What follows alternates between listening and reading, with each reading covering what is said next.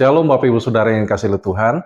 Hari ini kita masuki hari pertama dalam puasa kita. Sebelumnya mari kita berdoa. Bapa, saat ini kami akan mendengarkan kebenaran firman-Mu yang akan menuntun kami mengerti maksud dan tujuan kami berpuasa. Tuhan berkati semua jemaat yang bersama-sama kami merendahkan diri kami, hati kami dalam puasa pada hari ini. Tuhan berikan kami kemenangan dalam menjalankan puasa kami selama 3 hari ke depan. Di dalam nama Tuhan Yesus kami berdoa. Amin. Dalam Matius pasal yang ke-6 ayat yang ke-16 sampai 18, firman Tuhan berkata, "Dan apabila kamu berpuasa, janganlah muram mukamu seperti orang munafik. Mereka mengubah air mukanya supaya orang melihat bahwa mereka sedang berpuasa. Aku berkata kepadamu, sesungguhnya mereka sudah mendapat upahnya. Tetapi apabila engkau berpuasa, minyakilah kepalamu dan cucilah mukamu." Firman Tuhan pada saat ini mengajar kepada kita bahwa puasa itu bukan untuk kita pamer, untuk supaya setiap kita kelihatannya lebih baik, lebih rohani. Tetapi puasa itu bicara tentang hubungan pribadi antara kita dengan Tuhan. Puasa itu adalah bicara tentang bagaimana setiap kita berfokus kepada Tuhan, terhubung dengan Tuhan, terkoneksi dengan Tuhan. Itulah makna kita berpuasa, supaya setiap waktu kita selalu memikirkan tentang Tuhan. Di saat ini kita akan melihat, ya, ketika kita berpuasa, kita sedang mematikan segala hal yang tidak baik dalam kehidupan kita. Apa saja yang sedang kita matikan di dalam puasa itu? Yang pertama adalah keinginan daging. Apa saja keinginan daging? Ya, percideraan, pertengkaran, ya, iri hati, pesta pora, itu adalah keinginan-keinginan daging yang kita matikan di saat kita puasa. Dan yang kedua adalah keinginan mata. Ya, bagaimana mata juga adalah sesuatu yang kadang-kadang membuat banyak orang jatuh di dalam dosa.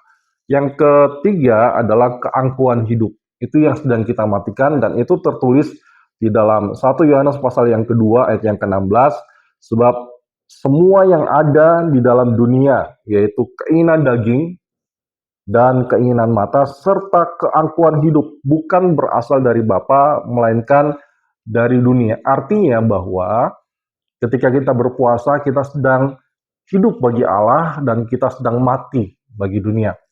Kita sedang mencoba untuk bagaimana segala sifat-sifat duniawi kita keluarkan, kita matikan lewat puasa di dalam kehidupan kita.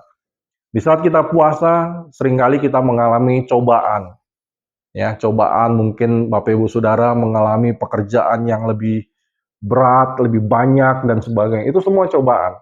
Godaan makanan enak, ya, godaan untuk berbuat dosa dan sebagainya. Itu tidak mengherankan karena Tuhan Yesus pun ketika berpuasa 40 hari di padang gurun, iblis datang untuk mencobai.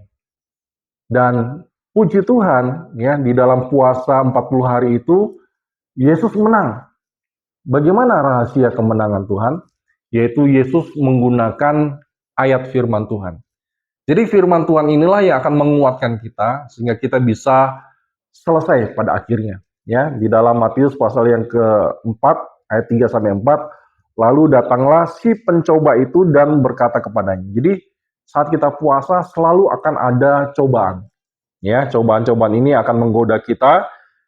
Dan berkata kepada Yesus kepadanya, "Jika engkau anak Allah, perintahkanlah supaya batu-batu ini menjadi roti."